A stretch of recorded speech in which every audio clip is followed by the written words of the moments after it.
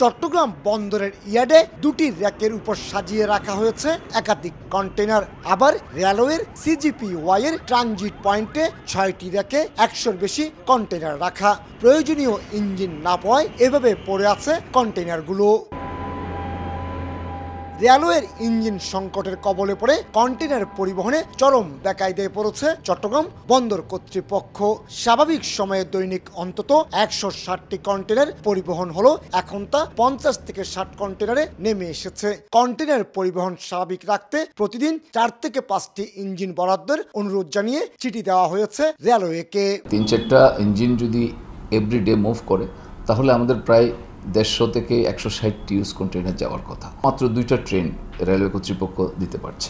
সেক্ষেত্রে আমাদের কন্টেনারগুলো জমে যাচ্ছে।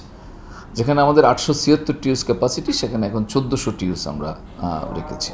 বন্দরের তথ্য মতে কমলাপুর আইসিডিগামী ইয়ার্ডে 876টি কন্টেনার রাখার ধারণ ক্ষমতার বিপরীতে কন্টেনার রয়েছে 1400টি।